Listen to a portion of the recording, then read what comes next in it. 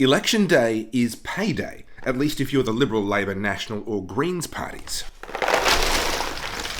In the 2019 federal election, taxpayers gave over $69 million to the big political parties. Nice, if you can get it. More than $27 million went to the Liberal Party, with more than $24 million going to the Labor Party. Why, you ask? Because every single vote is given a taxpayer-funded payment of almost $3. And you get 2 votes, one in the lower house, one in the upper house. So actually, your vote is worth $6 to whichever party you give it to. But not quite, because the major political parties, well, they didn't want the minor political parties getting the same advantages they were getting, so they put a threshold on it. You only get the payment if you get more than 4% of the primary vote. That's the number one vote. Doesn't matter what happens with preferences when it comes to your payments. You have to get more than 4% of the primary vote, or you get paid nothing. Nada, niet, zero, zip. If 2 major supermarkets came together and planned a way to game the system that would make sure that smaller competitors were at a hopeless competitive disadvantage to them, they would go to prison. That's anti-competitive behaviour the ACCC would investigate, and people would go to jail. The political parties that we have in Australia, Labor, Liberal, National and Greens, are running a political cartel, a taxpayer-funded closed shop where every single election they make millions. And their competitors? Well, they get nothing.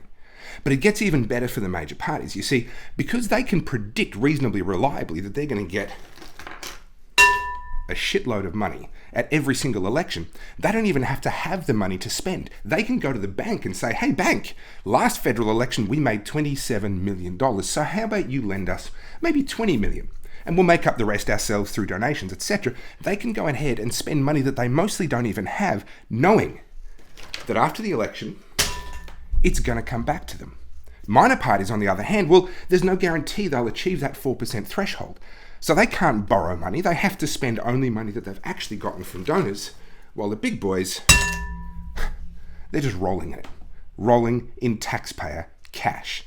This is a rort. This is a cartel. And it's a disgrace. So what can you or I do about it? Well, number one, you can make sure that every Australian you know has seen this video and is aware of this problem. They are aware of the political cartel. The second thing that we can all do, though, is make sure that we don't vote for any of the major parties, not Liberal, not Labor, not Nationals, and not Greens.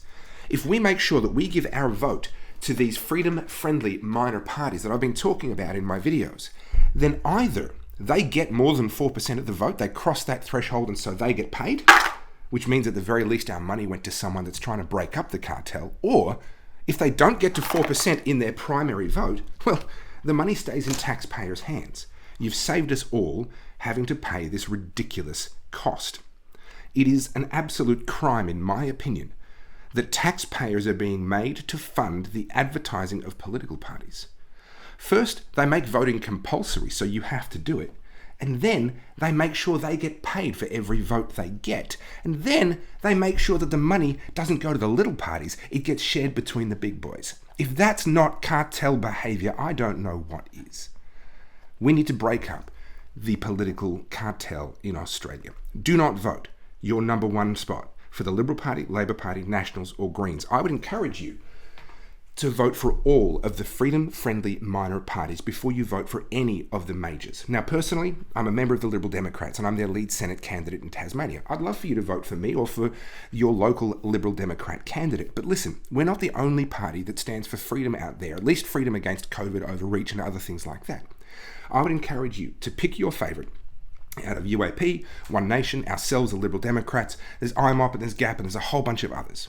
You pick the one that you want to give that number one preference to. The one that if they get 4%, they'll get money. Pick that party, give them number one. And then give a number 2 to another freedom-friendly minor party. Number 3, number 4, number 5, etc. And do not put any of the major parties until you've already numbered all of the freedom-friendly minor parties. We need to send a very clear message in this election that this political cartel is not acceptable. This anti-competitive behaviour that would put anyone in the private sector in prison is not acceptable coming from the public sector, and it's certainly not acceptable when they're giving themselves public money. We have a chance at the coming election to send a very clear message, and we have to do it now. My name's Topher Field. I am the lead Senate candidate in Tasmania for the Liberal Democrats. But more important than getting me elected is sending a crystal clear message that the status quo of Australian politics that has existed for the last 50 years is changing. We need to make sure that these big political parties feel the earth move beneath their feet when the votes are counted in May. You can help to do that by sharing this video. Make sure that every Australian that you know has seen this video and my earlier videos using marbles to illustrate how preferential voting works. And then make sure that you put every single freedom-friendly minor party on your ballot before you put any of the majors. My name's Topher Field, and I endorse this message. Authorised by John Humphries for the Liberal Democratic Party, Mount Waverley, Victoria.